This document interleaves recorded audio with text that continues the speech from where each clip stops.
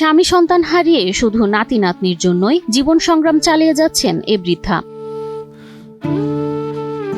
৮০ বছর বয়সেও জীবন যুদ্ধ থামেনি শুক্কুরি বেগমের। বয়সের ভারে নুয়ে পড়লেও কাঁধে তার বিশাল দায়িত্ব।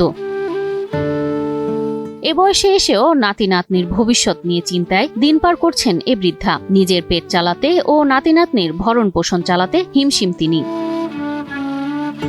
জীবনের শেষ প্রান্তে এসে কারো হাতে থাকে বিশ্রাম, কারো মনে শান্তি, কিন্তু বৃদ্ধা শুক্কুরি বেগমের জীবনে যেন বিশ্রাম নেই, নেই শান্তির ছোঁয়া। স্বামী নেই, সন্তানও হারিয়েছেন বহু আগেই। বেঁচে আছেন নাতি আলামিন আর নাতনি মরিয়মকে নিয়ে। ছোটবেলায় আমার বাবা মরে গেছে, তারপর আমি নানুর কাছে থাকি। আমার মা আরেকটা বিয়ে করছে, তারপর থেকে নানু আমাকে খাওয়া দাওয়া অনেক মানুষের কাছ থেকে চেয়ে আমাকে খাওয়ে অতটুকু বড় করেছে আর পড়িয়েছে। বছরের পর বছর একটি ছুপড়ি ঘরে দিন কাটিয়েছেন ৮০ বছরের এই বৃদ্ধা। যদি ঘর ভেঙে পড়ে তাহলে নাতি নাতনিকে নিয়ে কোথায় যাবেন, এ চিন্তা নিয়ে দিন পার করছেন তিনি। তবু হাল ছাড়েননি শুক্কুরি বেগম। এক হাতে সবার মুখে খাবার তুলে দিয়েছেন, অন্য হাতে নিজের জীবন যুদ্ধ চালিয়ে গেছেন।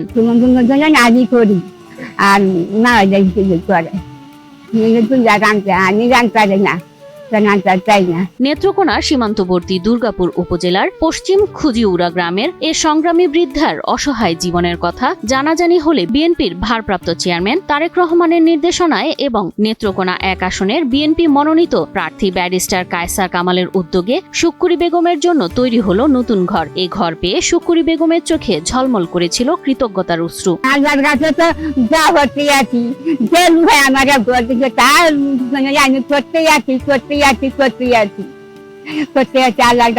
কিছু করতেছি।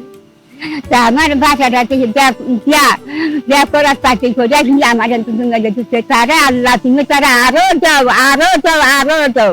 মাথার উপর ছাদ মিললেও জীবন থেমে নেই সংগ্রামের কাছে। প্রতিদিনই তাকে যেতে হয় মানুষের দ্বারে দ্বারে একটু খাবার, একটু সাহায্যের আশায়। বয়সের ভারে শরীর নুয়ে পড়েছে, কিন্তু দায়িত্বের ভার এখনো তার কাঁধে।